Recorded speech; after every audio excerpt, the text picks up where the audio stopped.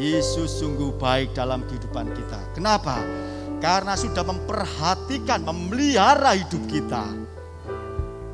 Maka dari itu, bahwa Yesus benar-benar sangat baik dalam kehidupan kita.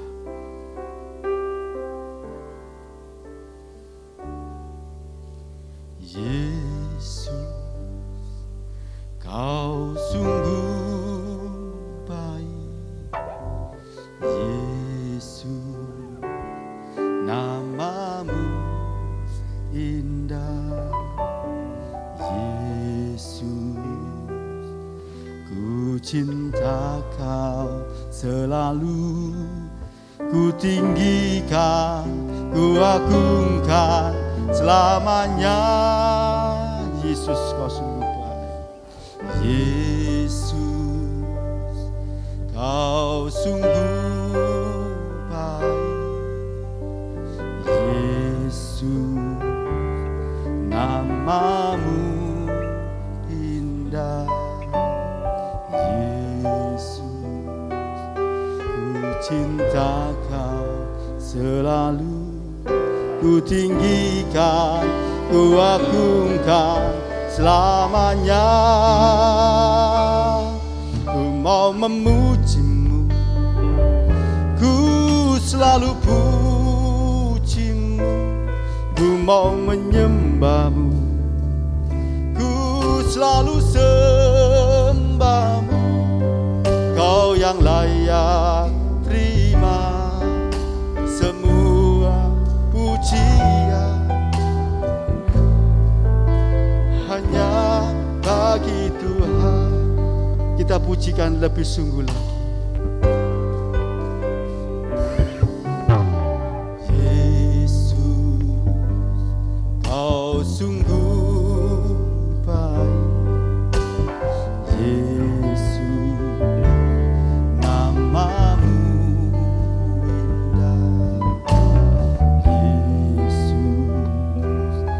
ku cinta Kau selalu. Ku tinggikan, ku agungkan selamanya. Ku mau memuji-Mu, ku selalu puji-Mu. Ku mau menyembah-Mu, ku selalu sembah-Mu.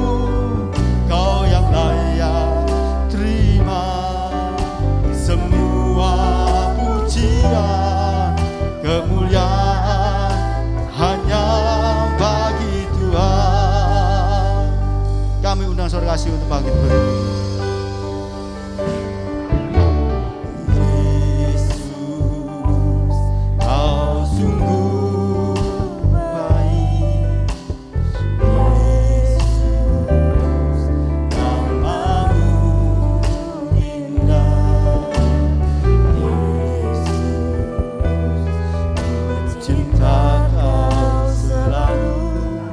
Ku tinggikan, ku agungkan selamanya. Ku mau memuji-Mu, ku selalu puji-Mu. Ku mau menyembah-Mu, ku selalu sembah-Mu. Kau yang layak terima semua pujian. Kemuliaan hanya bagi Tuhan. Ku mau memuji-Mu, ku selalu puji-Mu. Ku mau menyembah-Mu, ku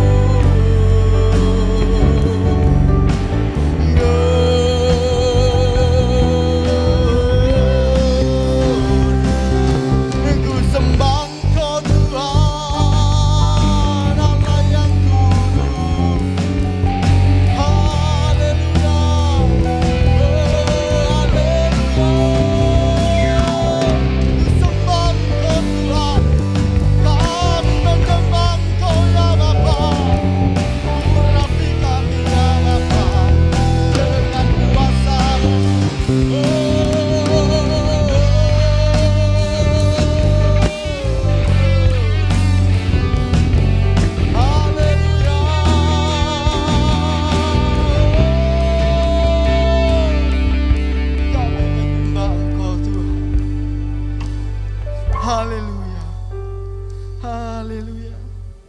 Kami mau tinggikan Engkau. Kami mau mengagungkan Engkau Tuhan.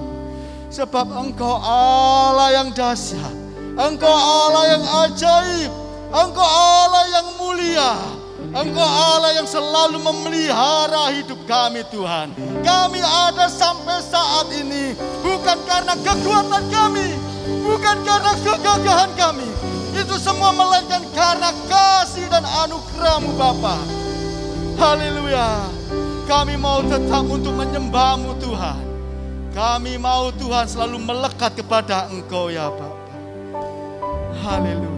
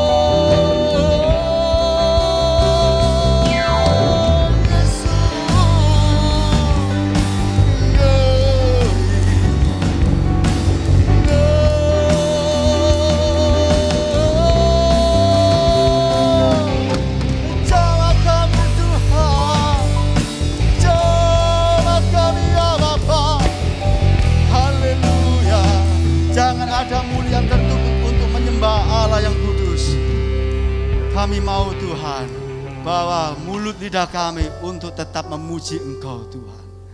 Haleluya. Terima kasih Tuhan. Glory, haleluya. Yesus. Terima kasih Tuhan. Ku mau memuji-Mu. Ku selalu puji-Mu, ku mau menyembah-Mu, ku selalu sembah-Mu. Kau yang layak terima semua pujian, kemuliaan hanya bagi Tuhan. Ku mau memuji-Mu, selalu puji-Mu, ku mau menyembah-Mu, ku selalu sembah-Mu. Kau yang layak terima semua pujian, kemuliaan hanya bagi Tuhan. Segala kemuliaan dan keagungan tertuju padamu, Tuhan dan Rajaku. Segenap jiwa dan nafasku menyembah Yesus yang hidup.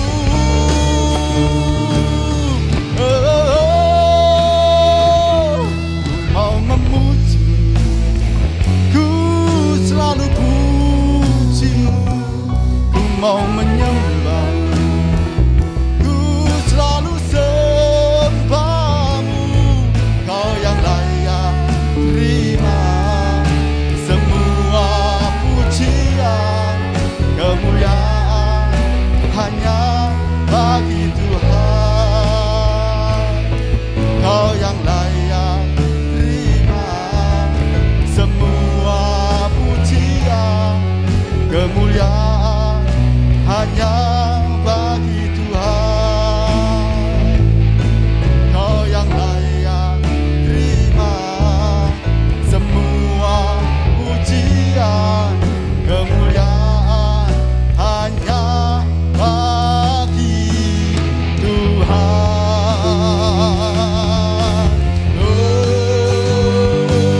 Amin. Sorak-sorak yang meriah bagi Allah kita. Haleluya. Engkau dahsyat bagi kami Tuhan. Haleluya. Kami memohon kepada saudara untuk tetap bangkit berdiri. Kita mau bersorak-sorai bagi Allah kita. Kita mau bersuka bagi Allah kita. Amin.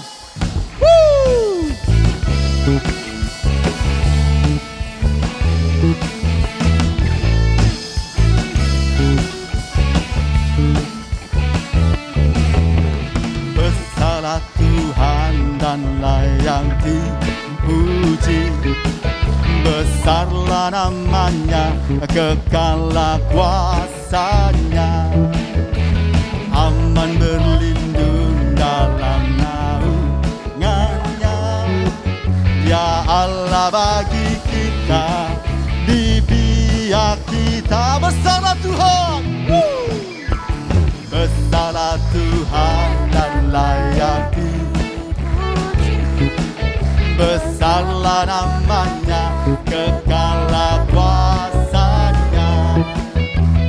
Aman berlindung dalam naungannya. Ya Allah bagi kita, di pihak kita. Terpujilah Tuhan, terbukti kuasanya. Dia telah kasihnya pada kita. Tuhan telah bangkit menyayangi kita. Terpujilah Tuhan, terpuji namanya. Yesus Allah perkasa. Terpujilah Tuhan, terbukti kuasanya. Dia telah menunjukkan kasihnya pada kita. Tuhan telah bangkit menyayangi kita. Terpujilah Tuhan, terpuji namanya. Yesus Allah perkasa. Terpujilah Tuhan, terpujilah Tuhan, terbukti kuasanya. Dia telah menunjukkan kasihnya pada kita. Tuhan telah bangkit menyayangi kita. Terpujilah Tuhan, terpuji namanya. Yesus Allah perkasa. Terpujilah Tuhan, terpuji namanya.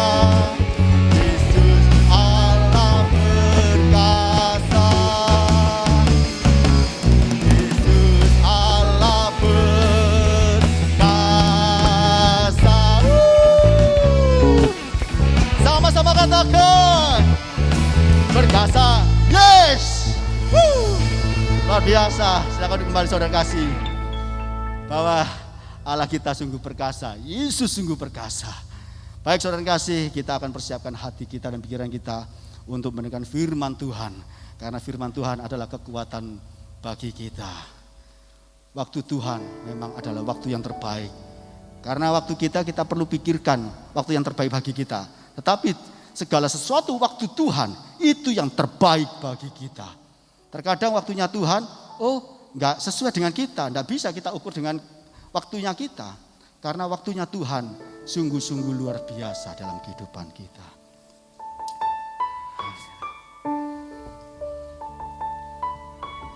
Terima kasih.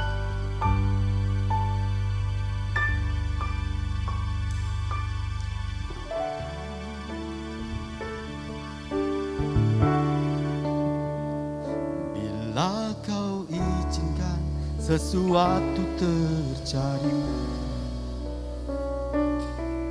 ku percaya semua untuk kebaikanku. Bila nanti telah tiba waktumu, ku percaya kuasa-Mu memulihkan hidupku. Waktu Tuhan pasti yang terbaik. Walau kadang tak mudah Lewati cobaan, ku tetap percaya waktu Tuhan pasti yang terbaik.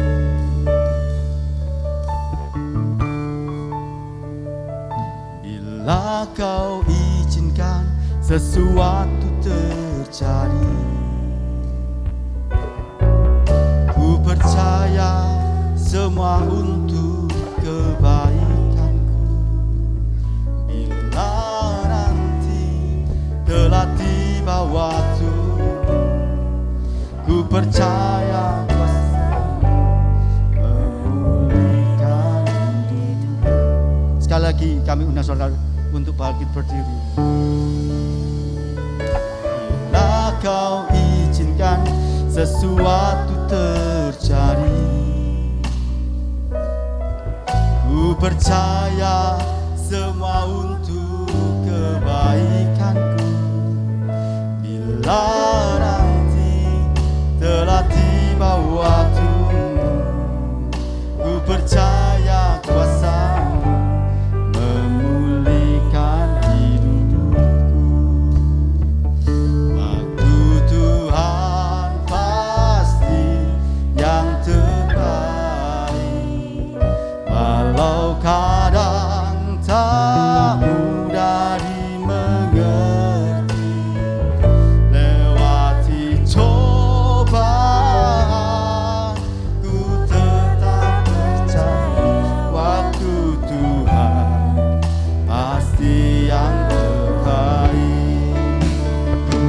Waktu Tuhan pasti yang terbaik, walau kadang tak mudah dimengerti. Lewati cobaan, ku tetap percaya waktu Tuhan pasti yang terbaik.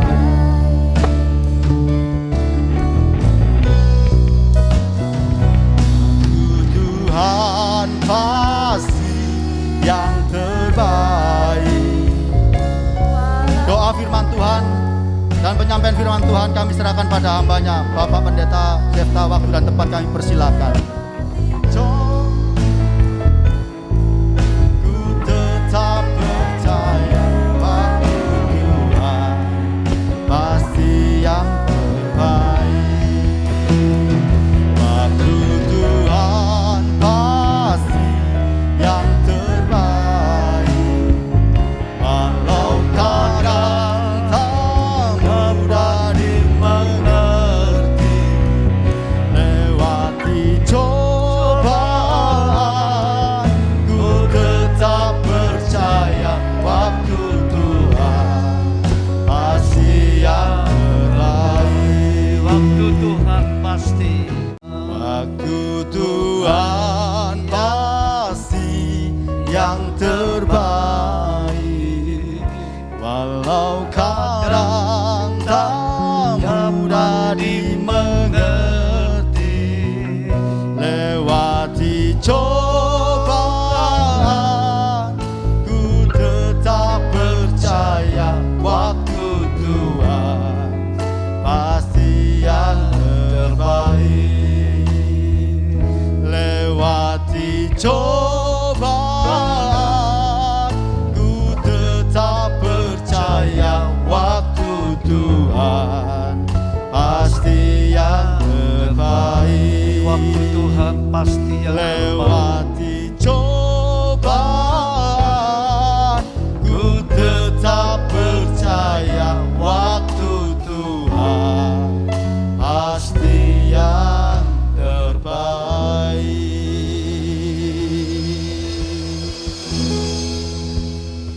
Kami bersyukur Bapa Surgawi, di dalam Kristus Tuhan kami yang mulia, dan dalam persekutuan Roh El Kudus, umat-Mu oleh kemurahan-Mu dapat beribadah pagi hari ini.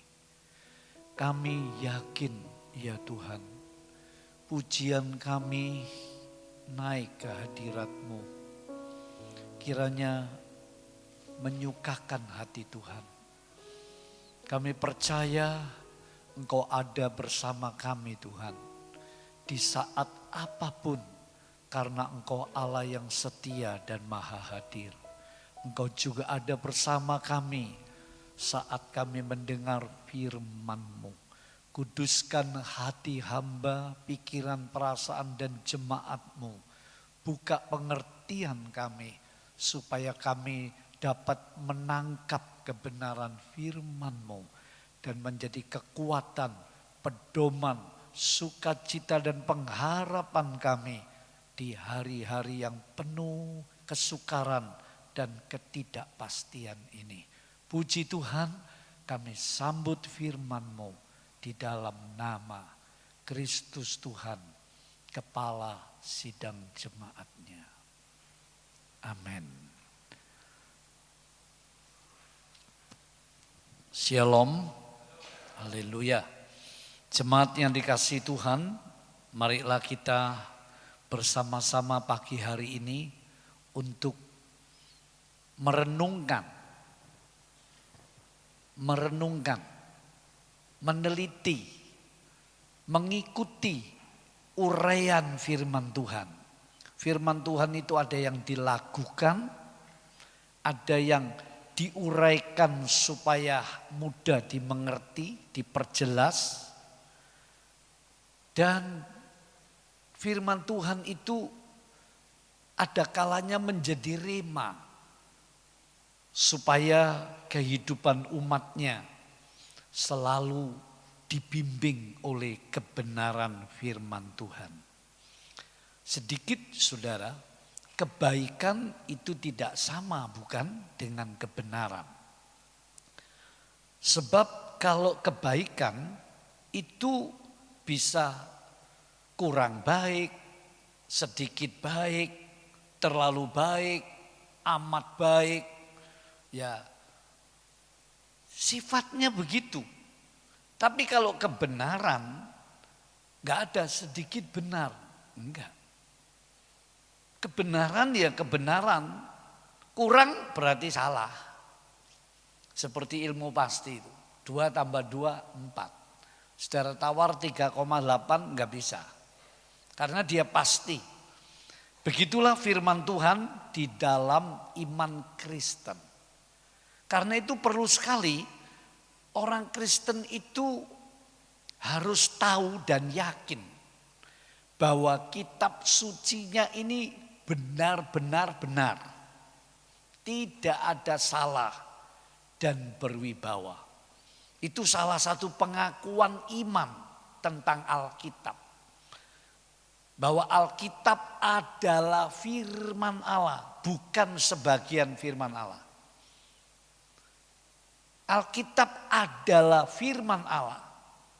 Tidak bisa salah. Terjemahannya mungkin berbeda.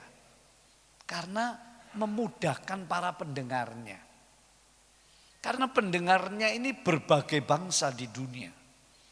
Dan setiap generasi itu bahasa berubah.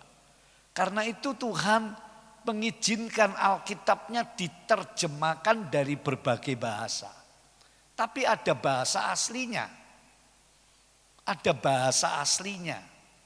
Dan tidak kebetulan kalau kitab suci orang Kristen ditulis dalam bahasa Ibrani dan bahasa Yunani.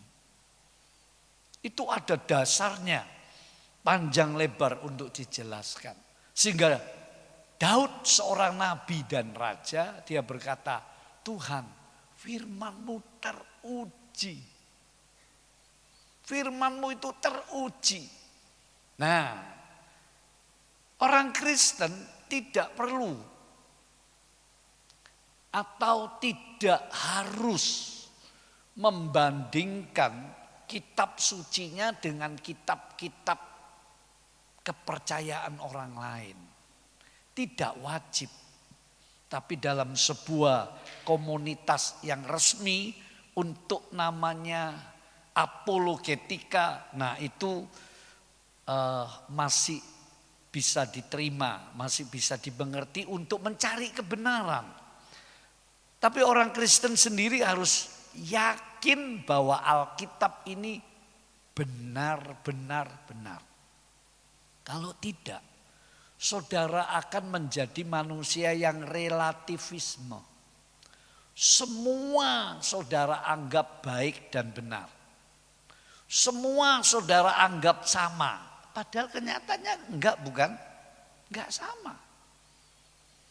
Nah, untuk itu Alkitab boleh diuji. Caranya menguji bukan ayat demi ayat dibandingkan dengan kepercayaan orang lain. Itu bisa menyinggung perasaan. Wong orang punya keyakinan kok, dia bebas. Tapi kita boleh menceritakan, memberitakan firman Tuhan yang kita yakini. Itu tidak melanggar hak asasi manusia dan tidak melanggar undang-undang negara. Tapi enggak boleh paksa.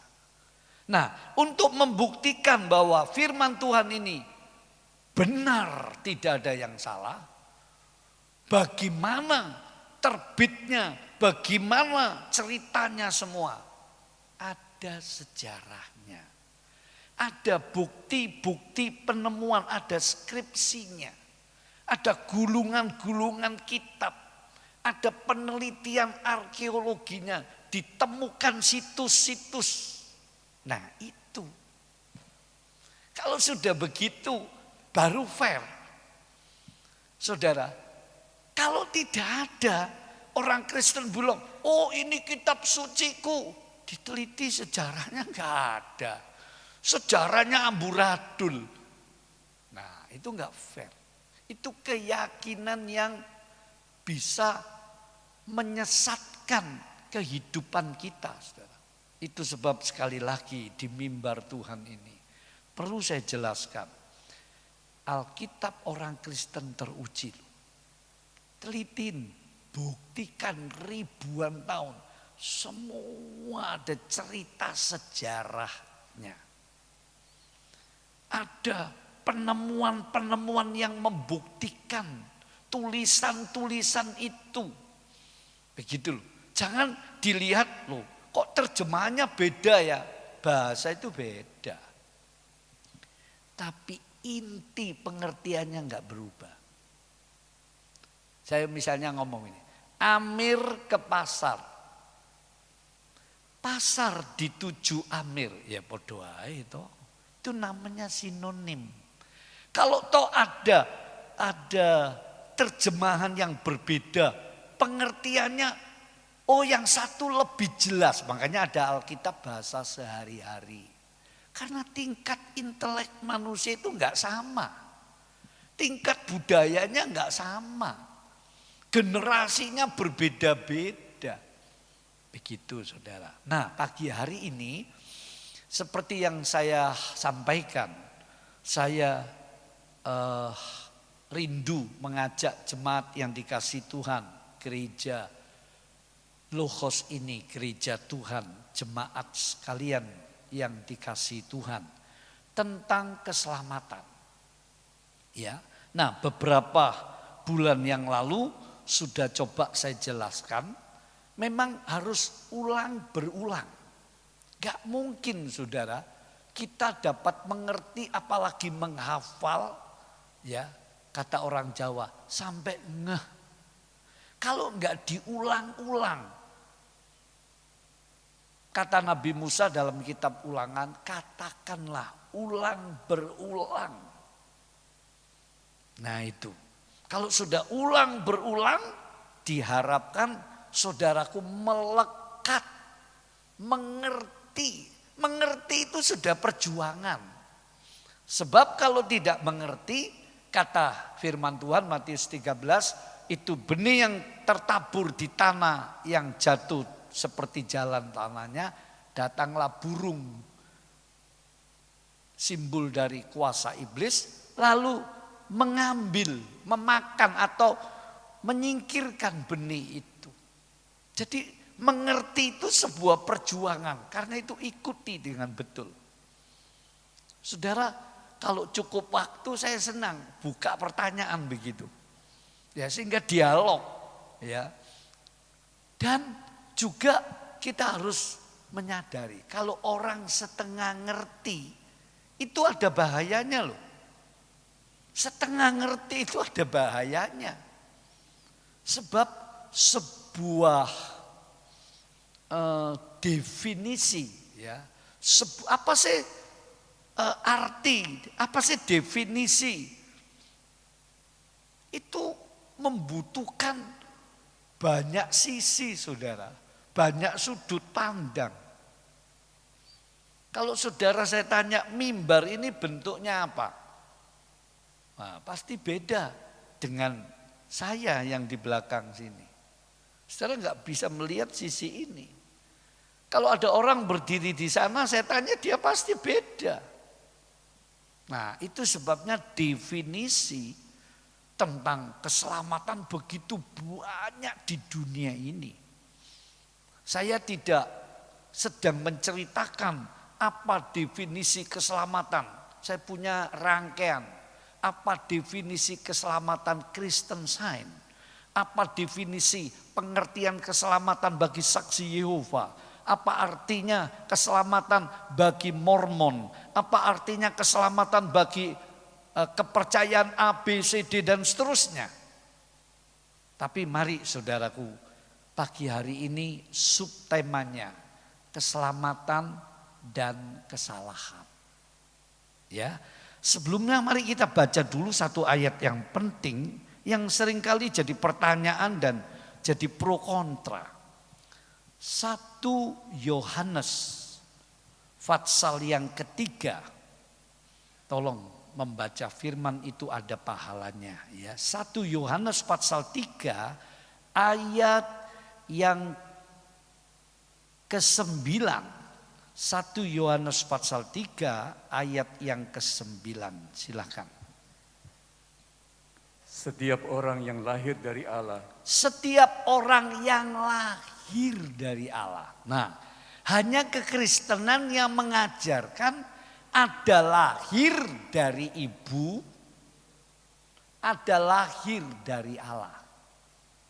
Apa ada lahir dari iblis? Tidak ada. Tapi ada ayat, kamu dari bapakmu iblis. Iblis itu pembohong, pembunuh, sejak mulanya tidak ada kebenaran. Jadi ada istilah kamu dari bapakmu iblis. Tapi iblis enggak melahirkan. Manusia, binatang melahirkan. Ya, saudaraku, malaikat tidak. Malaikat tidak berjenis kelamin. Nah, Allah melahirkan, tapi bukan pengertian hubungan seksualitas. Bukan. Ini sebuah mahakaryanya Allah. Melahirkan kembali, kata Yohanes pasal 3. Melahirkan baru. Nah, di sini ditulis dalam suratannya Rasul Yohanes, rasul yang menulis Injil Yohanes ini, setiap orang yang lahir dari Allah. Jadi hanya Allah di dalam Kristus Yesus oleh rohnya dan firman-Nya yang bisa melahirkan kembali seseorang. Namanya lahir baru. Terjemahan lama diperanakkan kembali. Nikodemus tokoh agama bingung, loh, apa saya harus masuk perutnya ibu lagi, guru dari Galilea? Yesus ditanya begitu. Tidak. Sebab lahir dari roh. Itu seperti kamu melihat angin, kamu tidak tahu, tidak bisa dilihat, tapi dia nyata ada. Ya, lanjut Pak. Setiap orang yang lahir dari Allah tidak berbuat dosa lagi. Nah, ini yang seringkali dipertanyakan, tidak berbuat dosa lagi. Terus? Sebab benih ilahi tetap ada di dalam dia. Tetap ada loh, sekali orang dilahirkan baru, gak akan berubah. Saudara sekali punya anak, biar anakmu minggat, biar anakmu mursal, dia tetap identitasnya anakmu.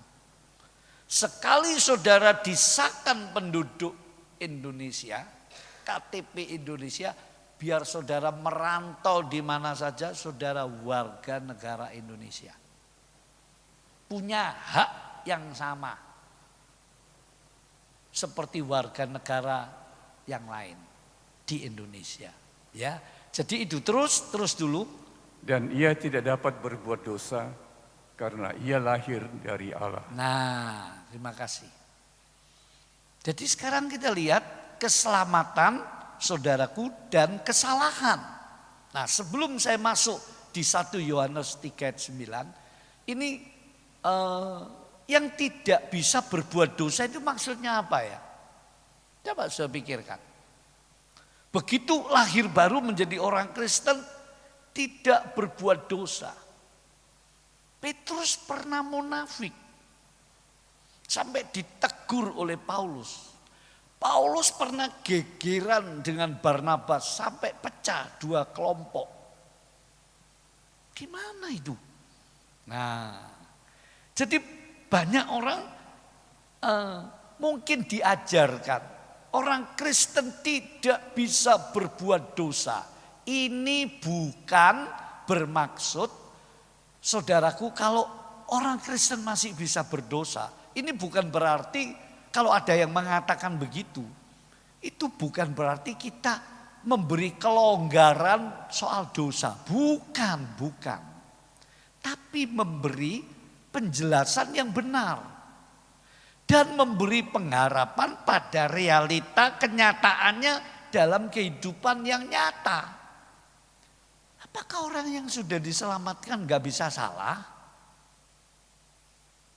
Saya tanya, sini siapa yang gak pernah sekali saja berbuat salah setelah jadi Kristen? Angkat tangan. Pengertian salah itu apa sih? Loh, kalau ditanyakan begitu, pengertian salah itu apa? Salah satu di surat Roma. Kalau kamu tahu berbuat baik, kamu gak melakukan, itu menjadi dosa bagimu. Coba bayangkan. Jadi kalau saudara tidak kebaktian, saudara tahu ibadah itu baik, bukan cuma baik, benar, mulia, kewajiban yang luhur. Nggak bisa pakai alasan. Ambil contoh di perjanjian lama, kalau Israel melanggar Sabat dengan alasan nggak bisa, saudara.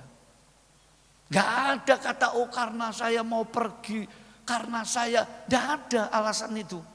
Betul-betul dikuduskan, kuduskanlah hari Sabat. Artinya khususkan, wis nggak bisa diode-ode lagi. Nah, ibadahnya orang Kristen Minggu itu ada kisahnya dari kebangkitan Kristus. Tapi orang Kristen masih banyak alasan untuk Minggu. Begitu loh, itu kebenaran firman. Tapi kalau saudara berjemaat di satu gereja, saudara tidak bisa seenaknya terus minggu ini ke gereja A, minggu ini ke gereja B, minggu lagi ke gereja C. Karena saudara kecewa, karena saudara gak cocok. Gak boleh. Itu namanya etika bergereja. Karena itu di kitab Wahyu pasal 2, pasal 3. Katakan kepada sidang jemaat di Efesus, di Smyrna, di Sardis, di Philadelphia, di Pergamos, Philadelphia, dan Laodikia. Katakan, lu kok ada jemaat Korintus, jemaat Roma, jemaat Filipi, jemaat Kolose, jemaat Tesalonika. Lu kenapa? Supaya kita itu bisa bertanggung jawab. Saudara kerja di bank A, terus besoknya saudara pikir bosan aku kerja di bank itu. Terus saudara pindah seenaknya hatimu, boleh enggak? Enggak boleh. Sekolah enggak boleh, kerja enggak boleh. Saudara juga begitu, penduduk Tenggilis pindah seenaknya. Aku kepingin penduduk Citraland. Enggak bisa. Saudara akan disuruh kembali. Nah, ini gereja itu kadang-kadang bahasa Jawanya ndablek. Saenake. Siapa yang memberi aturan begitu? Etika nggak boleh. Teologi juga menyiratkan jangan begitu. Logika juga nggak bisa. Contoh-contoh sekuler nggak bisa. Ya. Nah, jadi saudaraku, pengertian orang yang lahir dari Allah itu dilahirkan baru, tidak berbuat dosa lagi. Sebab benih ilahi yaitu Roh El Kudus. Nah, buktinya apa? Coba baca dulu Efesus 1 ayat 13. Cepat ya. Saya kalau menjelaskan kadang-kadang meluas begitu. Sebab orang itu kadang-kadang kok gini ya berpikir. Jadi saya ingin memberi banyak jawaban. Semoga bisa begitu. Efesus 1 ayat 13. Saudara perhatikan. Di dalam Dia kamu juga, karena kamu telah mendengar firman kebenaran, Nah, yaitu Injil keselamatanmu. loh, Injil itu inti kekristenan yang paling penting itu bukan berkat. Bukan kesembuhan. Bukan saudaraku sukacita. Bukan kemenangan dari persoalan. Itu bonus-bonusnya yang mengikuti. Tujuan iman Kristen itu keselamatan. Kalau enggak sia-sia. Sia-sia iman kita itu. Ya, Injil keselamatan terus Di dalam Dia kamu juga, ya di dalam Kristus kamu juga, bukan di dalam Yesus. Perhatikan. Kalau di perjanjian baru di dalam Yesus enggak ada. Di dalam Kristus Yesus, di dalam Tuhan Yesus ada. Sebab kalau Yesus itu manusiawinya. Kita enggak bisa di dalam kemanusiaannya Yesus. Kita bisa di dalam Kristus Tuhan. Nah, itu karena itu dia bangkit menjadi Tuhan. Terus ketika kamu percaya, nah, saat kamu percaya seperti Yohanes tadi terus dimeteraikan dengan Roh Kudus yang dijanjikannya itu. nah, dimeterai, dicap. Karena itu nanti antikris juga niru. Pokoknya setan itu selalu niru. Bapak, Putra, Roh Kudus. Ini jadi pertanyaan, apa nanti di surga 1 atau 3? Wah, ya. Cukuplah kalau saudara mau 3, mau 1. Pokoknya dia Allah yang hidup. Gampangnya gitu dulu ya. Kalau mau penjelasan panjang lebar. Nah, saudaraku, dia juga iblis. Ada iblis, ada nabi palsu, ada antikris. 3 ini yang akan menggoncang dunia nanti. Selalu 3. 3 itu angka penting dalam Alkitab, pengertian simboliknya. Ya. Juga begitu, iblis itu ingin meniru. Dia nanti memberi meterai 6, 6, 6. Loh ya kok 3? Kok enggak 2 saja? Kok enggak 4? 6, 6, 6, 6. Kok 3? Jangan lupa, iblis itu peniru. Memang pekerjaan niru paling gampang loh. Ayo niru buat gedang gorengan gampang loh. Gimana? Oh gitu, goreng kayak tepung ya wes. Jiplak itu paling gampang. Ya. Nah, kalau saya bicara ini luas nih. Oke, saya batasi. Saudaraku, jadi itu dimeteraikan. Artinya benih Allah yaitu Roh Allah. Itu yang membuat Maria dari sel telurnya lalu terjadi. Itu bukan kawin. Itu mujizat terbesar. Allah inkarnasi dalam rahimnya seorang perawan. Itu urusan Allah. Dan itu enggak bisa dikatakan enggak masuk akal, salah. Yang ngomong begini ini gimana? Allah kok dimasukkan akal. Allah itu melampaui akalmu, kata Paulus dalam surat Filipi. Damai sejahtera Allah yang melampaui segala akal. Loh kan jelas sudah. Ini enggak bisa hilang. Selamanya tinggal di dalam kamu. Ini untuk perjanjian baru, orang yang dilahirkan dari Allah, sebab itu benih Allah. Ya, kehidupan, benih itu bicara kehidupan. Jangan bicara perkawinan. Ya. Nah, saudara, dikatakan ia tidak dapat berbuat dosa. Ya. Sebab benih Allah tinggal di dalam dia. Dan ia tidak dapat berbuat dosa karena ia lahir dari Allah. Itu sebab ada anak-anak Allah, anak-anak iblis. Ayat 10-nya. Nah, yang dimaksud itu begini saudara. Roh kita yang tidak bisa berdosa. Roh kita sekali dilahirkan baru, roh kita dihidupkan bersama Kristus. Ada Roh Kudus di dalam roh kita menyatu. Kata Yohanes pasal 4 ayat 23-24. Penyembah-penyembah yang benar menyembah Allah dalam roh dan kebenaran. Teks aslinya enggak ada huruf besar, huruf kecil. Enggak ada. Artinya itu manunggal. Roh Allah dengan roh kita menyatu, saudara. Sehingga sulit dibedakan. Sampai begitu rupa. Itu sebab diberi istilah kamulah ciptaan baru. Saya beri istilah supaya gampang. Ini ras baru yang sedang dibentuk. Makanya yang paling tinggi dari anak Allah, hamba, sahabat Allah, terus paling tinggi mempelai. Karena di dalam mempelai itulah kasih yang paling puncak di sana. Karena itu ajaran mempelai, itu ajaran yang mendalam, mendewasakan. Tapi bukan berarti ajaran yang lain enggak perlu. Sebab sebelum sampai ke sana, saudara harus melalui trap. Sebelum saya ke atas, saya lalui trap dulu. Jadi saudaraku, yang tidak bisa berdosa itu roh kita. Sebab kamu dihidupkan bersama Kristus, Efesus 2. Dahulu kamu mati dalam dosamu. Mana jemaat Efesus mati? Begitu jadi Kristen masih hidup kok. Yang mati itu rohnya. Gak bisa connect dengan Allah. Itu sebab kekristenan melampaui agama. Di dalam kekristenan ada pengertian sebagai agama. Karena dia mengajarkan dengan Tuhan.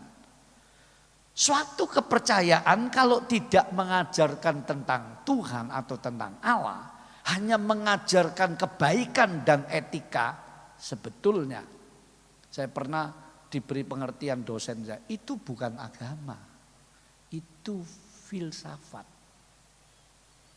itu etika. Kalau sudah disebut agama, dia harus mengajarkan tentang Allah, begitu loh, supaya paham ya saudaraku. Nah jadi ketika kita masih mati dalam dosa, itu roh kita. Lihat Adam, pada hari kamu makan, kamu mati. Itu ada dua pengertian. Rohnya dulu mati. Tubuhnya nunggu. Kapan? Alkitab tidak pernah salah.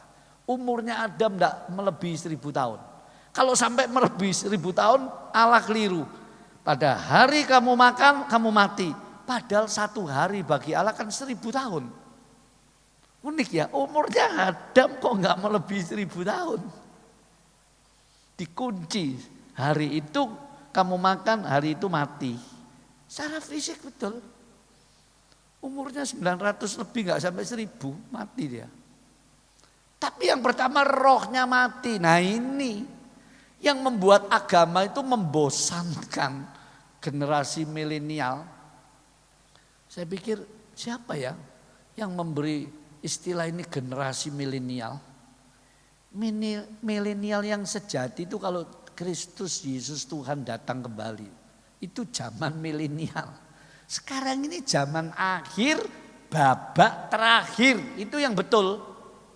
Makanya rawat, lihat bank-bank di beberapa negara berguguran. Apapun penyebabnya. Nanti manusia dibuat bingung siapa penyebabnya. Cari salahnya sana, salahnya sini, tambah bingung. Belum ditambah bencana, belum ditambah penyakit, belum ditambah peperangan. Hidup di dunia ini sengsara. Manusia sendiri yang menciptakan. Kenapa? Karena ada dosa dalam diri manusia. Karena ada iblis yang memakai dosa itu untuk merusakkan kehidupan manusia. Nah, jadi yang bisa berdosa, yang tidak bisa berdosa itu rohnya. Tapi jiwanya masih mungkin. Tapi beda, gini, kalau dulu orang belum dilahirkan baru, rohnya mati, ya, jiwanya, pikiran, perasaan dan kehendaknya itu 100% tunduk pada dosa dan iblis. Makanya Paulus berkata, aku ingin berbuat baik, tapi justru yang jahat yang aku lakukan. Itu dia teringat. Masa lalunya dia seorang tokoh agama Yahudi. Tauratnya kuat sekali. Tapi dia gak bisa ngelawan dosa itu. Jadi kalau kita orang Kristen berkeyakinan supaya selamat kita harus mati-matian berbuat baik. Saudara seperti ngejar bayangan.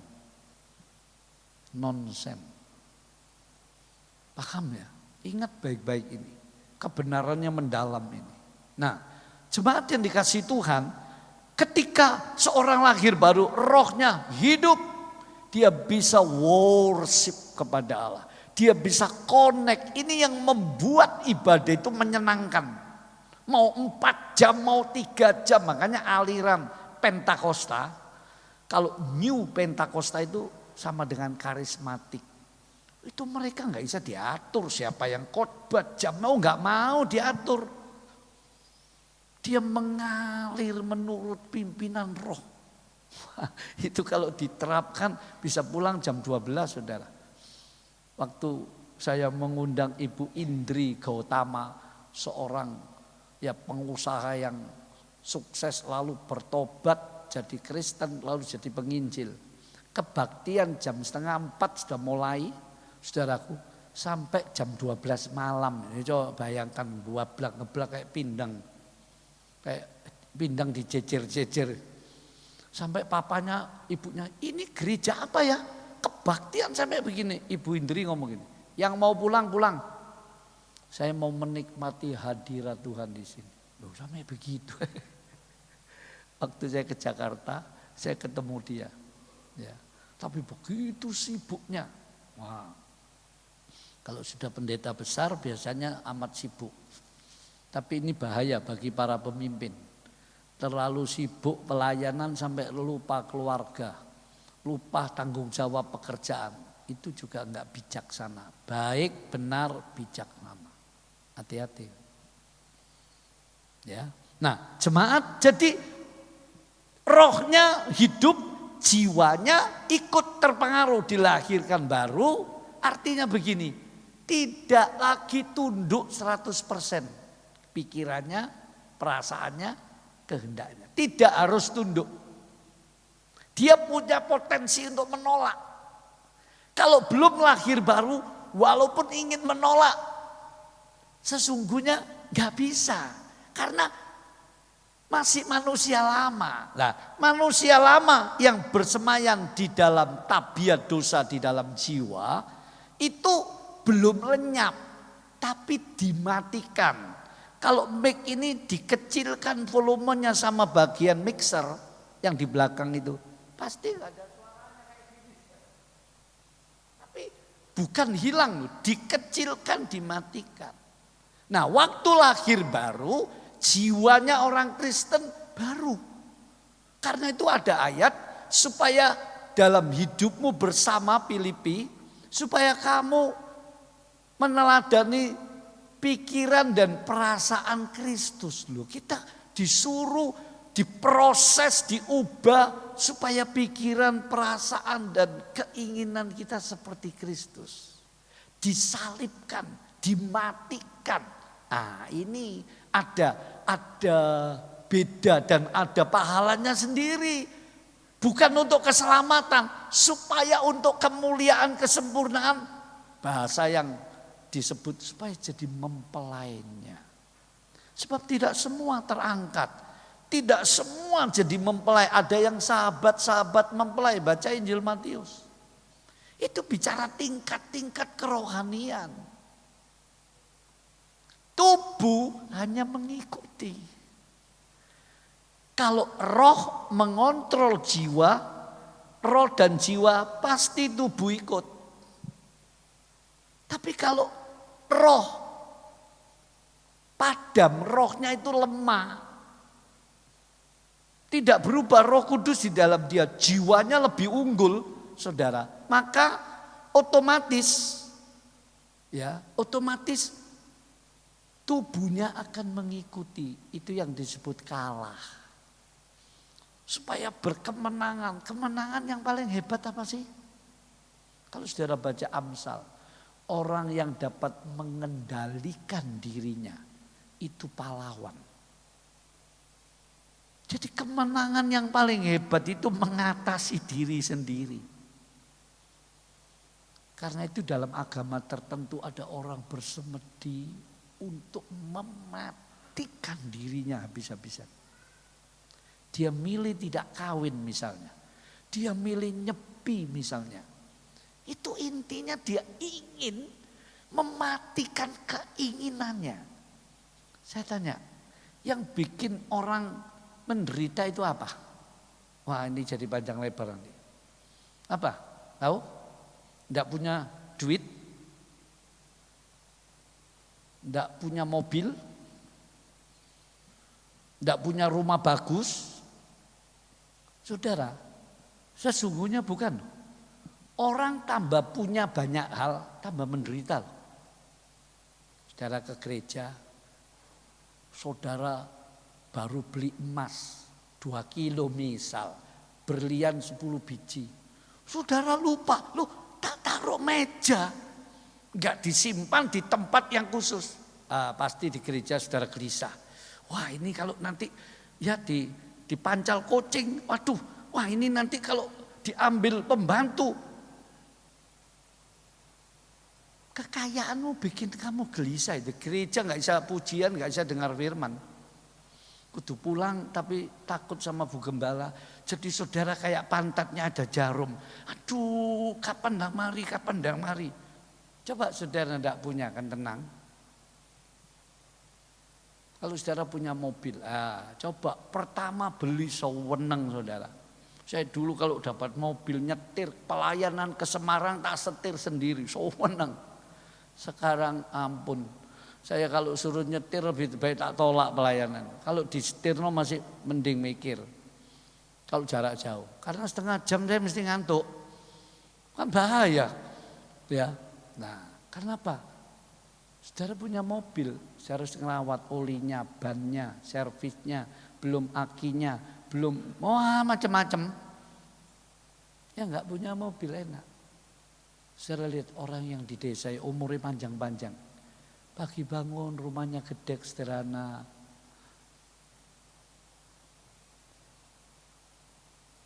Rumahnya kadang-kadang gak ada keramik. Tenang tidur jam 7, jam 8 tidur. Gak punya TV. Dia gak pernah bingung. Coba orang di Koda. Wah kalau TV-nya mati. Waduh kenapa lagi? Wah cepat tukang servis. Kalau HP-nya hilang. Waduh kecewa marah-marah. Coba saudara lihat orang di pedalaman Papua gak duwe HP. Dia gak pernah bingung. Karena dia nggak tahu, nggak punya dan nggak melihat. Mata ini loh yang bikin. Makanya kalau jalan-jalan di mall hati-hati karena mata lihat kok kepingin ini kok api ya. Saya tahu kok itu luwe api. Hawa itu jatuh karena dia melihat buah itu sedap untuk dimakan. Dia lihat. Nah, saya kembali saudara. Jadi begitu pengertiannya yang tidak bisa berdosa itu rohnya.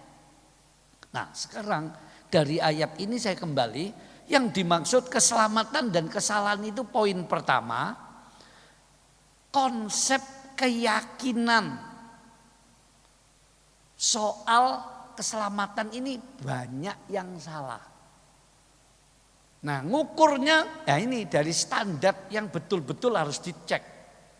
Kalau saudara dan saya punya kitab suci sudah terukur, berarti bisa dikatakan standar. Saudara punya standarnya, ukurannya itu benar enggak?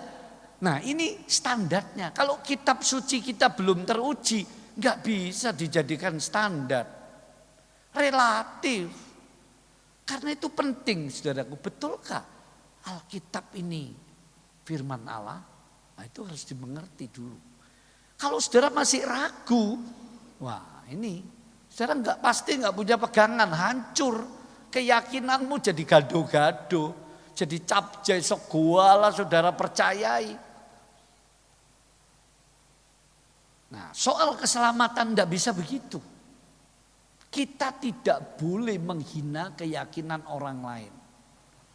Kita bila perlu nggak usah mempersoalkan keyakinan orang lain, kecuali dia bertanya mencari kebenaran. Tapi kita boleh menceritakan keyakinan kita toh. Kan boleh berpendapat. Begitu. Itu tidak melanggar hukum. Jadi saudaraku, banyak konsep keyakinan menurut iman Kristen, saudaraku, tidak tepat. Bahkan tidak logis, tidak benar. Ya. Kalau orang Kristen ini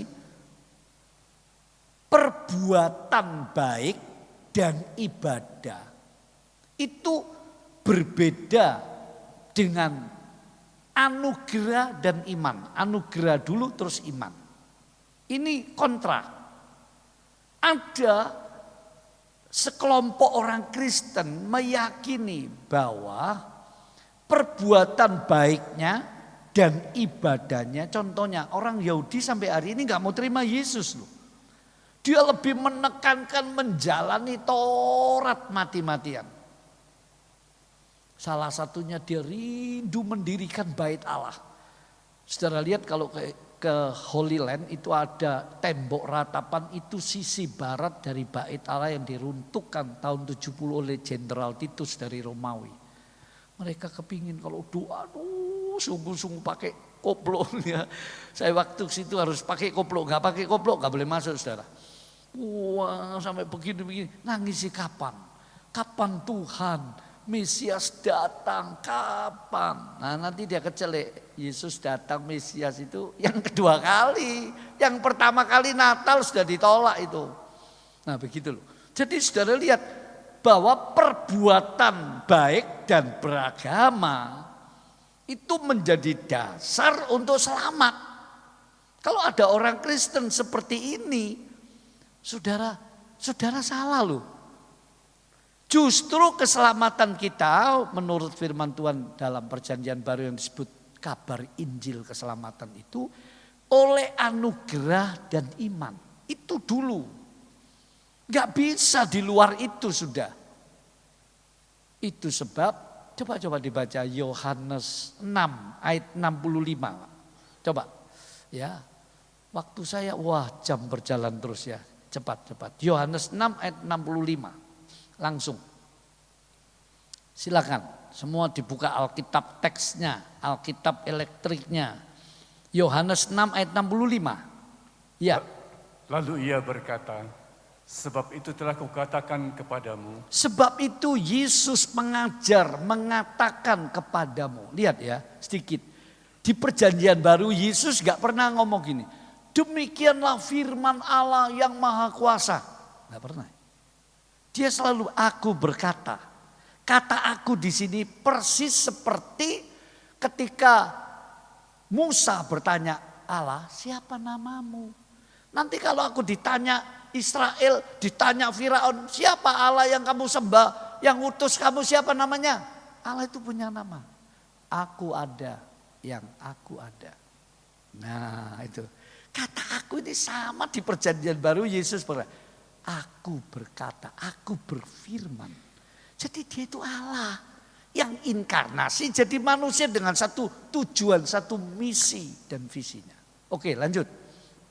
Tidak ada seorang pun dapat datang kepadaku. Tidak ada seorang pun bisa jadi lahir baru, jadi percaya Yesus sungguh-sungguh, jadi pengikut Yesus. Artinya diselamatkan. Tidak ada seorang pun, satu orang pun bisa datang kepadaku. Dan memang ini benar. Surat Roma, seorang pun tidak ada yang mencari Allah. Seorang pun tidak ada yang baik. Roma pasal 3. Semua sudah berdosa dan kehilangan kemuliaan Allah. Jadi kan tidak masuk akal. Kalau perbuatan baik saya untuk ibadah saya untuk mencapai keselamatan dari mana? Wong kondisi saya lahir sudah dalam posisi orang berdosa. Yang takluk pada dosa dan iblis. Ini kan ya lucu. Kalau ada orang lahir buta, terus saudara kasih gambar-gambar, ya kan masuk akal, suruh dia melihat gimana. Begitu loh ya. Terus tidak ada seorang pun dapat datang kepadaku, terus kalau Bapa tidak mengaruniakannya kepadanya. nah, kepadanya, nya itu kepada orang yang berdosa tadi. Jadi Tuhan yang memilih terus dipanggil, karena dipilih dipanggil. Begitu dipanggil, pikiran, perasaan dan kehendaknya dipengaruhi oleh Roh Kudus sedemikian rupa sampai dia nggak bisa nolak. Sekarang sudah lihat di YouTube banyak orang-orang dulu yang membenci Tuhan. Sekarang dia melihat terang, makanya ada nyanyian sangat besar anugerahnya. Dulu ku terhilang, dulu ku buta, sekarang aku melihat. Itu karena ditarik oleh Tuhan. Teks aslinya bukan dikaruniakan. Terjemahan lama ditarik. Teks asli bahasa Yunani diseret. Diseret itu harus dipaksa. Sampai Tuhan kalau tidak mempengaruhi, nggak ada seorang bisa terima Yesus, saudara. Saudara pikir terima Yesus itu pilihanmu. Tuhan Yesus bilang, bukan kamu yang memilih aku, tapi aku yang memilih kamu lebih dulu. Bukan kamu yang mengasihi aku lebih dulu, aku yang mengasihi kamu. Aku yang mencari kamu. Loh ini loh kebenarannya saudaraku. Sehingga banyak jadi salah konsep keselamatan.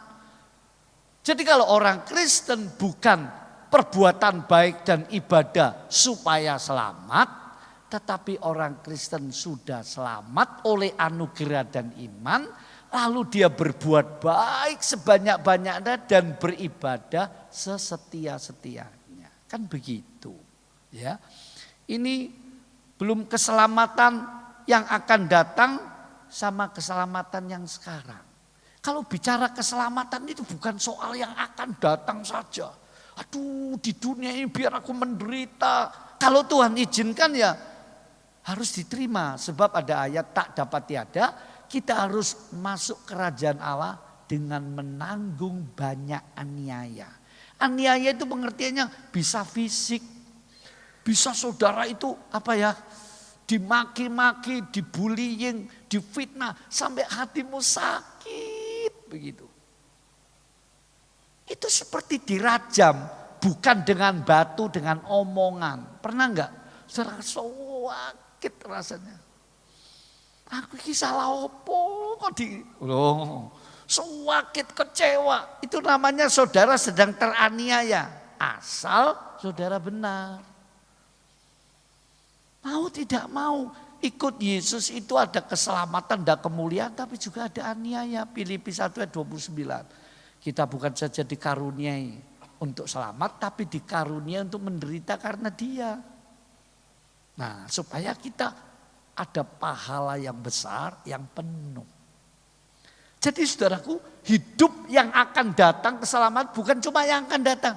Di dunia ini loh. Wah, diberkati, disembuhkan, ditolong, diberi kemenangan atas problemnya. Nah itu.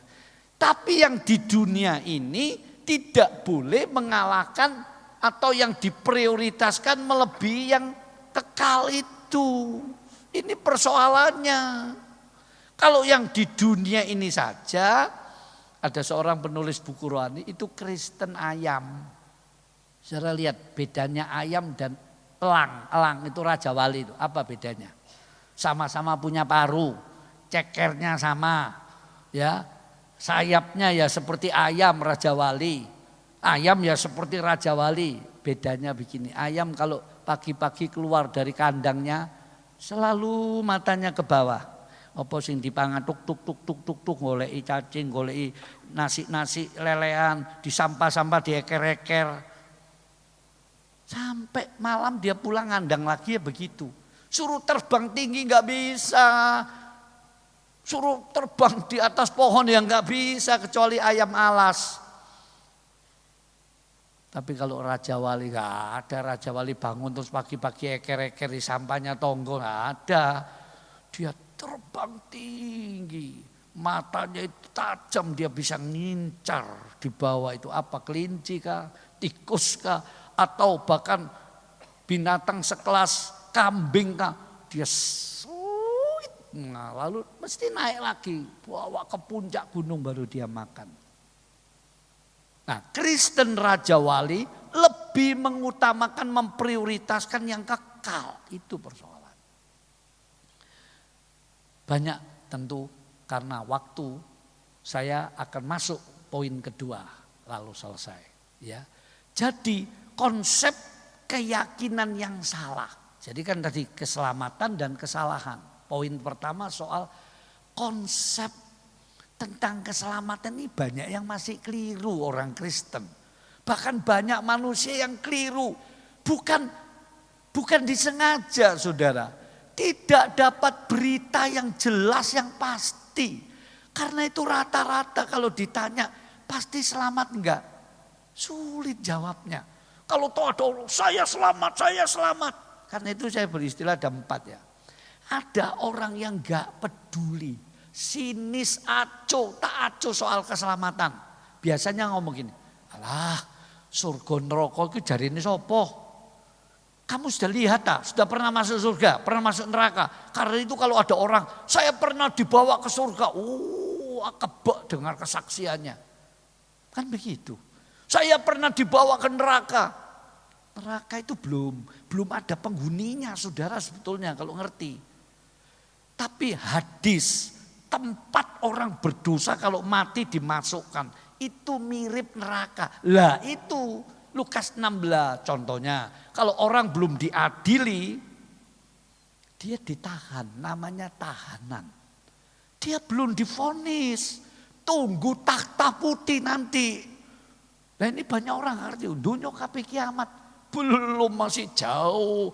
Kalau kiamat itu langit bumi dibakar lalu diganti langit bumi yang baru. Yerusalem hancur-hancuran karena perang besar-besaran. Kita orang Kristen gak ada kaitan terlalu di situ. Kita mendoakan untuk kebaikan bangsa negara, termasuk mendoakan Israel, termasuk mendoakan Yerusalem supaya aman tentrem daripada perang misalnya. Tapi orang Kristen punya kerinduan Yerusalem yang baru, kan begitu.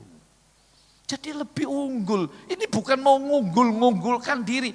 Inilah yang disebut rencana Allah yang besar dan mulia. Kan begitu jemaat. Nah sekarang ayo kita lihat poin kedua. Apa ya orang Kristen yang sudah selamat masih bisa berbuat kesalahan atau berbuat dosa? Bisa. Tapi hatinya sedih. Hatinya segera aduh. Nah itu. Karena roh Allah di dalam dia. Beda dengan ketika dulu belum jadi Kristen. Dulu pertama kali saudara. Saya itu paling senang naik sebelum Kristen. Paling senang nonton bioskop. Paling senang baca komik Kofingo. Komik silat. Sampai puluhan jilid. Tiap malam saya mesti ke gedung bioskop. Rumah saya dekat gedung bioskop. Mama saya paksa supaya saya dapat duit untuk bisa beli karcis nonton. Singkatnya begitu. Begitu saya lahir baru bertobat. Pernah diajak sekali oleh kaum muda untuk nonton. Saudara, di gedung bioskop gelisah hati saya sampai heran. Kok jadi gini ya? Dulu jadi gelisah begitu. Enggak, rasanya kok habitnya itu di roh saya berbeda. Saya lebih senang baca Alkitab, baca buku rohani, menyembah Tuhan. Bagi saya lebih enjoy. Unik bukan? Jadi kalau mau merubah seseorang paling ideal kalau Allah yang rubah. Kalau kita yang ngancam di ruang sampai domble bibir kita itu sulit ngubah hati manusia itu. Paling sulit. Nah, saudaraku bisa berbuat dosa dan kalau orang Kristen berbuat dosa atau berbuat salah, singkatnya gini, Tuhan itu sedih. Tuhan tidak membiarkan. Tapi Tuhan kadang-kadang tidak mencegah. Bisa saja tangannya Hawa ditampel, kan aman. Kalau orang Kristen mau berbuat dosa, kalau saudara lihat ada kesaksian, kalau saudara ke Malang, itu namanya Cuimi dan Bakwan Edan. Bosnya itu punya berapa stan itu. Kalau nggak salah 20 lebih stannya. Ceritanya dulu dia preman hebat, punya ilmu hebat, tembaki orang itu. Itu saya dengar ceritanya di YouTube. Begitu dia dijamah Tuhan, lahir baru dia tinggalkan teman-temannya. Dia diteleponi cewek-cewek cantik untuk dugem tiap malam, untuk free sex. Dia gak ada minat. Terus karena sudah meninggalkan kejahatan, duitnya gebok-gebokan saudara dari kejahatan. Tidak pernah kurang duit, duduk minum narkoba, minum whisky, judi, cewek, wah cantik-cantik dari bule sampai buntut semua dia bisa. Begitu bertobat, aduh ceweknya, loh kamu sekarang jadi Kristen? Iya, aku sudah dibaptis jadi Kristen. Dia cerita, dia punya uang 100.000. Terus ya Tuhan kok ngini jadi Kristen. Tapi gak apa-apa, aku tetap ikut Yesus, aku sudah selamat. Terus dia jualan bakwan saudara. Mangkoknya dia pinjam. Cara buat bakwan ya gak ngerti. Lucu ceritanya. Saudara dia beli daging, godok, dipeletet-peletet, dimasukkan dalam nama Yesus. Mungkin merico, mungkin ini ditemplung dalam nama Yesus. Gitu ceritanya. Ini gimana tuh ini? Ya, tapi ini kisah nyata. Saudara boleh tanya, pergi ke Malang. Bakwan Edan. Makanya dijuluki Bakwan Edan. Enak rasanya. Loh, kayak Tuhan berkati enak. Dicampur gak ngerti pokoknya. Jadi enak. Sampai laris saudara. Nah. Kenapa? Dia kok gak seneng lagi.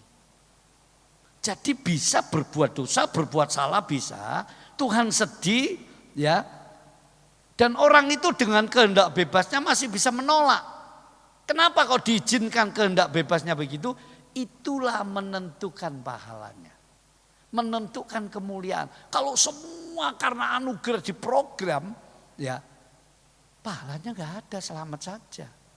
Dan ketika kehendak bebas kita bisa memilih kebenaran, memilih kekudusan, memilih yang sesuai kehendak Allah, itu pun diam-diam Allah bekerja membantu kehendak bebasmu. Kalau enggak sulit. Wong Adam aja yang enggak pernah berdosa. Hawa dicipta enggak ada dosanya. Bisa jatuh kok. Apalagi kita. Nah, diam-diam Allah support di balik layar. Dia support kehendak bebasmu supaya kuat.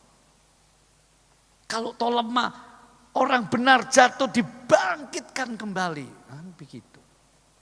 Nah, jadi saudaraku masih bisa. Nah, sekarang penutup untuk mengatasi, cari solusinya kalau aku salah. Orang yang sudah diselamatkan kalau salah gimana? Saudara, singkat aja saya persingkat Lukas 15. Saudara baca di rumah, anak bungsu, anak sulung. Itu bicara Israel dan bangsa-bangsa asing di luar Israel, di luar keturunan Abraham secara jasmani. Tapi itu juga punya arti rohani. Anak sulung juga berdosa, anak bungsu berdosa. Anak bungsu kesalahannya dia habiskan harta warisan ayahnya untuk berfoya-foya gak karuan-karuan. Anak sulung dia setia bantu bapaknya. Tapi hatinya penuh iri hati, penuh kemarahan. Penuh kebencian. Dia marah dengan adiknya. Kok diterima kasih baju baru, kasih cincin, kasih sepatu. Ini ngentekno duwe papa malah disayang. Gak adil papanya. Wow macam-macam. Loh ada toh. Orang gak berbuat amoral. tapi hatinya penuh kebencian. Suka sembahyang, suka ke gereja, suka korban. Tapi waduh minta dihormati, minta pujian. Konyol enggak ya? Dua-dua ini salah. Nah, tapi sekarang coba kita lihat gimana mengatasi kesalahan. Pertama saudara, kita lihat di Lukas 15 itu, anak ini punya kesadaran. Di rumah bapakku banyak makanan, tapi aku di sini compang-camping, hina, menderita. Nah, kesadaran. Sadarilah kesalahan. Tidak gampang loh saudara. Ngerti belum tentu sadar. Coba saudara ngerti toh, lalu lintas. Orang-orang ngerti toh, kalau orang mau jadi pejabat, loh ada aturannya menurut beberapa. Kalau mau jadi pejabat jangan harap kaya. Karena Anda sedang mengabdi. Ya, katanya begitu. Jadi kalau mau jadi kaya jadilah pengusaha. Enak. Pengusaha yang bagaimana dulu. Jadi saudaraku sadar tapi tetap melakukan. Nah itu sebabnya waktu saya ngajarkan tentang buah-buah keselamatan dimulai dari pertobatan. Pertobatan tidak sama dengan penyesalan. Kalau penyesalan orang sadar dosanya, dia sadar takut hukumannya Allah tapi nggak takut sama Allahnya. Dia cuma takut akibatnya, dia nyesel akibatnya. Tapi dia masih mencintai kesalahannya, dosanya, kebiasaannya yang jelek. Itu nyesel. Tapi kalau bertobat, orang itu sadar dosanya, terus dia lari. Ku datang pada salib itu, ku ingat cintanya Tuhanku. Dia larinya tepat kepada Sang Penebus dosa. Dosanya clear, diampuni. Sebab Tuhan tidak pernah nolak. Berapapun saudara mau minta ampun, dia sedia. Sampai saudara bosan. Sampai saudara jadi bimbang. Aku diampuni tak enggak ya? Nah begitu. Jadi yang pertama untuk mengatasi rasa bersalah. Sebab rasa bersalah itu bahaya. Membuat saudara dicekam apa ya. Kalau saudara mau maju dalam pelayanan mau apa, saudara akan terpuruk. Rasa bersalah itu menuduh bisa dipakai iblis untuk menghancurkan hidupmu. Ya mesisan wis kadung dosa, wis mesisan habis-habisan wis kadung nyemplung telas lho. Dari mana pikiran-pikiran itu? Ya, jadi rasa bersalah atau kenyataan bersalah sekalipun harus diatasi dengan cara pertama, sadarilah kesalahanmu. Cara kedua, saudara, ketahui dan percayai betapa besar kasih Tuhan kepadamu. Lihat bapaknya si sulung, si bungsu ini. Dia nunggu anaknya begitu pulang. Rata-rata kita orang tua kalau punya anak salah, apalagi salahnya besar, kita dudukkan saudara. Waduh diajar sampai habis-habisan loh. Paling enggak dimaki-maki, dibodoh-bodohi. Karena rasa cintanya kecampur rasa emosinya, rasa sayangnya kecampur pikiran. Kalau sampai nanti kamu begitu, waduh gimana aku ngatasi lah, itu campur baur. Lalu jadi emosi. Nah ini didikan yang sebetulnya enggak benar, enggak bijak. Tapi anak zaman sekarang dituturi baik-baik, gak direken saudara. Ambil HP-an, ya, gak direken. Wong tua sampai aduh, diapakno iki. Ya, tapi Bapak dalam Lukas 16, begitu si bungsu yang menghabiskan hartanya, yang hidup gak karuan, pulang compang-camping. Saudara lihat, aku berdosa kepada Bapak dan surga. Itu bedanya penyesalan dan pertobatan. Ini pertobatan. Menyadari kesalahannya kepada Allah dan Bapak. Artinya hukum ada dua, hukum berdosa kepada Allah, ya mulai jangan ada ilah di hadapanku sampai jangan menyebut nama Tuhan sia-sia, ya. Dan hukum yang satu lagi loh batu kepada sesama, Nah, 2 itu. Anak ini pulang, lihat bapaknya memeluk dia. Wambunya buasin, enggak enak semua. Bapaknya enggak peduli peluknya. Terus dia panggil hamba, sini cepat bawa baju baru, sepatu, cincin. Wih, kasihnya saudara. Enggak bersyarat, apa adanya diterima. Terus dipestakan, kakaknya ngamuk-ngamuk. Banyak terjadi di beberapa gereja. Kalau ada orang baru terus dikasih kesempatan sing lama podo iri hati.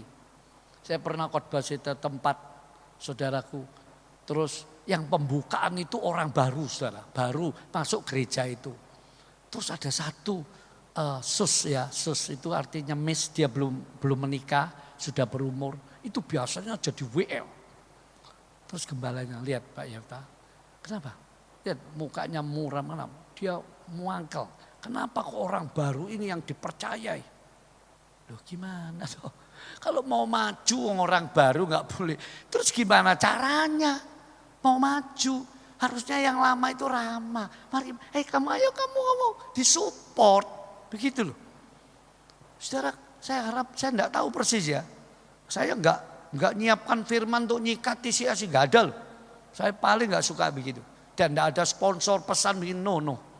Saya pun kalau ada tamu saya enggak pernah cerita begini, akhirnya nanti kamu kok enggak pernah. Tergantung kamu mau bicara apa sesuai Tuhan taruh di hatimu. Saudara, kalau ada pelayan-pelayan yang melayani cek rewel, saya beritahu. Pelayanan itu kehormatan. Kesempatan sekali seumur hidup. Jangan kamu menyesal kemudian. Tidak ada yang lebih mulia daripada melayani Kristus dan kerajaannya. Yang diwujudkan dalam gerejanya di bumi. Ini duta besar. Ini wilayah kerajaan Allah.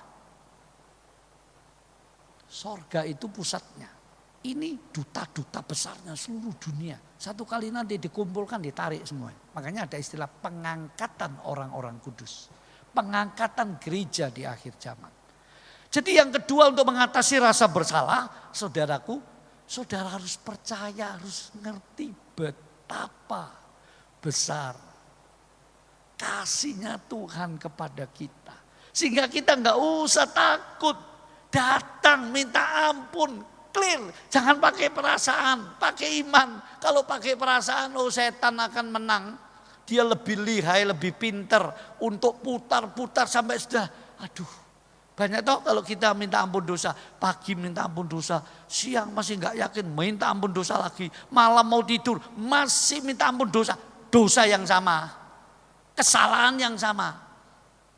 Kira-kira Tuhan bilang, ini maunya apa tuh? Tadi pagi sudah minta ampun dosa dengan jelas, dengan sungguh sudah disebut. Aku bilang demi darah Kristus Sang Putra yang sudah menggenapi, menyelesaikan dosa-dosa manusia, aku ampuni. Bapak di surga ngomong begitu. Kristus ya loh, aku sudah mati untuk dosamu loh. Ini minta ampun lagi, malam minta ampun lagi, besok minta ampun dosa yang sama. Ini ekspresi saya, kira-kira Tuhan, iki anakku iki opo, saya hambaku iki opo toh balik-balik. Jadi Tuhan gumun dewe, ya wis lah karepmu. Tapi Tuhan lebih senang karena iman itu berkenan. Tuhan, aku salah sebut yang jelas. Sudah, aku percaya engkau mengampuni demi korbanmu di atas salib. Clear, titik. Gak usah pakai perasaan. Ya toh, kalau saudara salah, terus saudara ditebus, saudara nggak usah pakai perasaan. Saudara pakai pengertian berdasarkan hukum-hukum negara. Bebas. Sudah. Saudara nggak boleh. Loh, benerkah? Aku ini sudah dibebaskan. Benerkah? Hukumanku sudah. Aku nggak salah ya. Aku dibenarkan ya. Nggak ada lagi begitu. Itu boleh saja sekilas. Tapi faktanya pulang ke rumah nggak usah pakai perasaan. Ketika saudara pakai iman, iblis mundur. Dia tahu itu. Itu cara yang tepat. Nah itu kisahnya. Bapaknya begitu limpah mengampuni. Bagian terakhir, anak itu bangkit untuk berubah. Ya ini kehendak bebasnya dia. Dia memilih untuk kembali ke bapaknya dan dia merubah kebiasaannya. Kalau dulu dia Pak aku kasih harta, aku mau pergi negeri yang jauh. Sekarang enggak. Bapak, aku mau jadi anakmu, aku mau jadi hambamu saja. Aku mau kerja apa saja. Saudaraku, manusia selalu gampang berbuat salah. Tuhan selalu gampang mengampuni. Ini bukan meremehkan dosa. Ini justru solusinya ketika ribuan orang Kristen masih banyak melanggar, masih banyak berbuat kesalahan, berbuat dosa. Ini namanya keselamatan dan kesalahan. Gimana solusinya? Selain salah dalam konsep keyakinan untuk pasti selamat, itu banyak yang salah itu. Kedua, dia sendiri masih bisa salah. Lalu kata sih gimana? Oh, kamu gak selamat, kamu gak sungguh-sungguh, kok tahu? Kok so jadi hakim? Come back to the Bible dong, kembali ke Alkitab. Aku aliran ini, aku aliran. Jangan begitu, aliran gak menyelamatkan saudara kok. Kembali ke firman. Apa yang dikatakan firman? Ayo dibaca ayat terakhir. Ayo kita berdiri semua. Pemain musik. 1 Yohanes 1 ayat 9. 1 Yohanes 1 ayat 9. Tadi 1 Yohanes 3 ya kalau nggak salah. 4 atau 3 ya. 1 Yohanes 1 sekarang ayat 9. Ayo perhatikan semua, kita berdiri bersama-sama. Ya, haleluya. Mic-nya. Jika kita mengaku dosa kita, akui, perjelas apa salahnya? Benci, ya, cemburu, dosanya mencuri, berzina, atau apa? Yang jelas. Dan hanya ingat deh, di hadapan Tuhan. Kalau sekarang begini, kalau ada orang berbuat zina atau mencuri di perusahaannya misalnya. Padahal bosmu, temanmu gak ada yang tahu. Saudara jangan, ini kebijakan, jangan mengaku di depan manusianya. Kalau bosmu gak terima, kamu dipecat, ditangkap, keluargamu akan amburadul. Ini namanya benar tapi tidak bijak, hati-hati. Itu Vivi Grant ngajarkan begitu. Kalau gak tahu, cuma Tuhan yang tahu, ngapain manusia suruh tahu? Manusia tahu hari ini mungkin oh ya aku prihatin. Tapi lain kali sudah disebar-sebarkan itu. Hati-hati kalau konseling. Ya diulang Pak. Jikalau kita mengaku dosa kita, jadi semua itu pernah salah. Ini Kristen loh ini. Suratan Yohanes ini Kristen. Maka ia adalah setia dan adil. Maka Tuhan Yesus setia dan adil. Adilnya di mana? Dia sudah menggantikan dosa saudara. Terus? Sehingga ia akan mengampuni segala dosa kita. Segala dosa kita ya. Dan menyucikan kita dari segala kejahatan. Nah kembali dimurnikan toh. Luar biasa. Selalu ada jalan pengampunan. Bukan cuma jalan keluar dari persoalan. Tapi jalan pengampunan. Kalau ada pengampunan yang lain-lain nanti ngikut saudara. Daud diampuni, tahtanya enggak diambil oleh Tuhan. Diteguhkan sampai akhir hidupnya. Luar biasa, berkat pengampunan akan memulihkan semua berkat yang lain. Mari kita naikkan satu doa. Sejauh timur, nanti saya persilakan. Ya, Ibu Gembala cukup mungkin di belakang. Beliau kalau jalan mungkin kakinya perlu dieman. Ya. Doa aja di belakang Ibu Gembala. Ayo kita nyanyikan sejauh timur ya. Sejauh timur dari barat Engkau membuang dosaku. Ayo semua sama-sama. Tiada kau ingat lagi pelanggaran. Ayo semua musik lengkap. Jauh ke dalam tubir laut kau melemparkan dosa.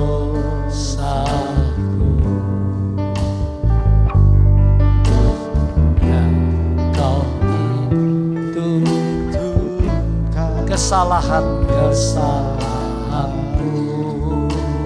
Betapa besar, betapa besar kasih pengampunanmu. Haleluya.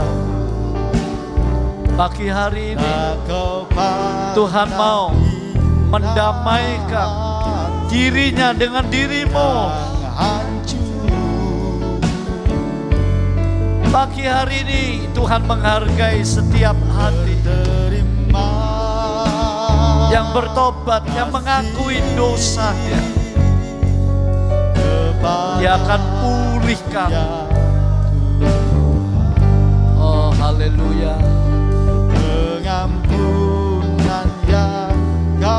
Dia tidak peduli seberapa besar kesalahanmu. Katakan betapa besar, betapa besar kasih pengampunanmu Tuhan. Tak kau pandang indah yang hancur. Ku berterima kasih Tuhan. Haleluya. Haleluya. Glory. Glory hadirat-Mu. Tuhan, hampiri kami, hati kami pagi ini. Oh, haleluya. Sekali lagi saudara, terima dengan imanmu pengampunanmu. Engkau pulang tidak sama lagi. Kasih pengampunanmu. Haleluya. Haleluya. Tak kau pandang Haleluya. indah Haleluya. yang hancur. Selama ini dosa dan kesalahan, kejahatan yang menghambat kasih Tuhan di hati kita, yang menghambat kuasa Tuhan, berkat Tuhan. Pagi ini Dia mau memulihkan saudaraku. Terima. Pagi hari ini keselamatanmu dipastikan. Kau Haleluya. Pulihkanku.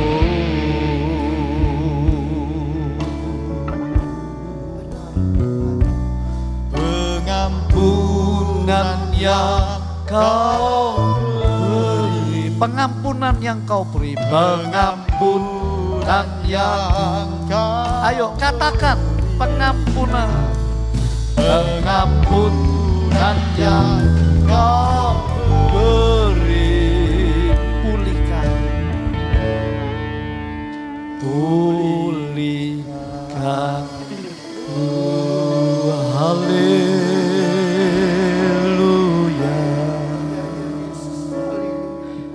Haleluya. Kasih Tuhan, terima kasih. Haleluya. Kalau Engkau sudah memakai hamba-Mu Tuhan menjadi perpanjangan lidah Engkau di dalam menyampaikan kebenaran, kami berterima kasih pada pagi hari ini bahwa kemurahan-Mu yang besar, janji keselamatan yang Kau beri bagi kami, menghapus segala kesalahan dan kekurangan kami ya Bapa.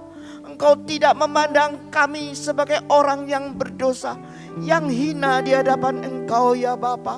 Tetapi Engkau memandang kami Tuhan sebagai anak yang perlu dikasihani ya Bapa. Oh terima kasih Tuhan, terima kasih buat semuanya itu. Hamba-Mu boleh berhenti berkata-kata, tetapi biar kiranya Roh Kudus-Mu senantiasa boleh mengingatkan kepada kami ya Bapa, bahwa kami ini adalah biji mata-Mu ya Tuhan. Engkau mati tergantung di atas kayu salib untuk menyelamatkan kehidupan kami dan untuk menghapus segala kekurangan dan kesalahan kami ya Bapa.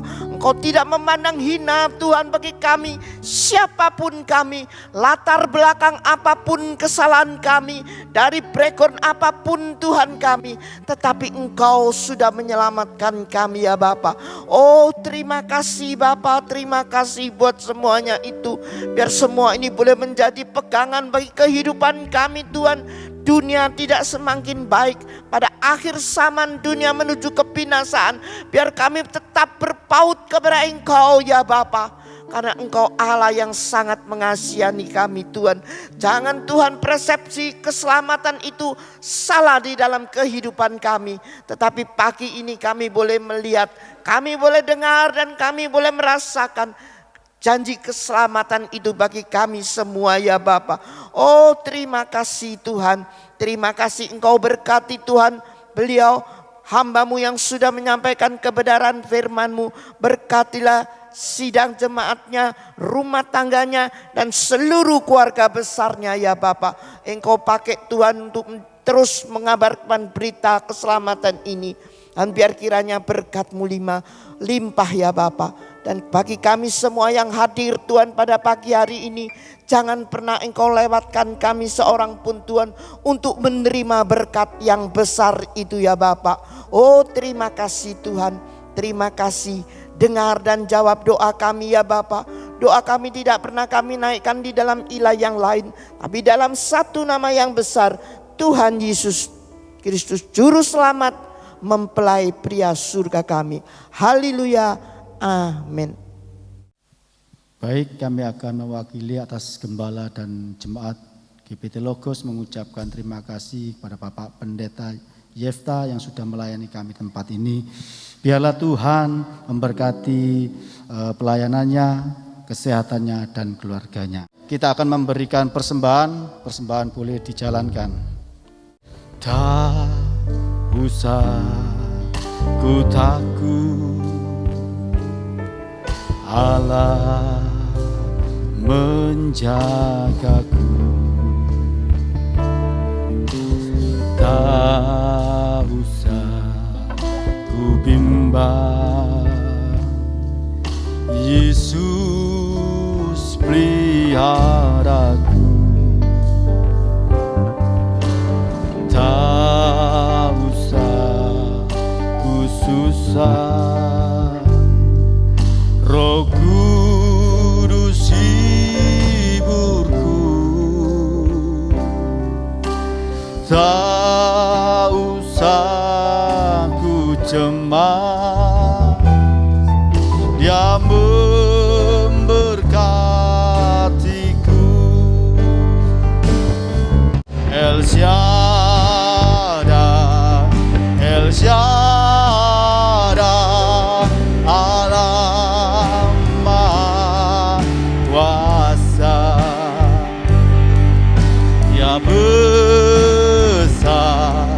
Dia besar, El Shaddai mulia,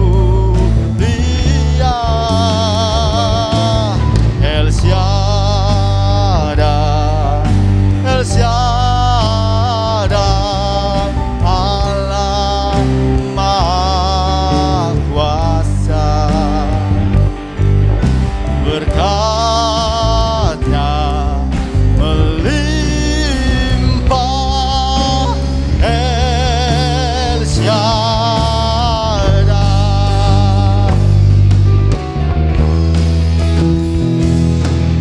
El Shaddai, El Shaddai. Doa penutup dan doa berkat kami serahkan pada hambanya Bapak Pendeta Yefta. Waktu dan tempat kami persilakan.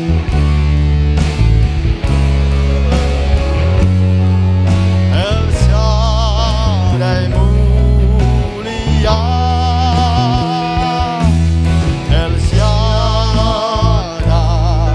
El Shaddai, Allah Maha Kuasa. Berkat-Nya melimpah,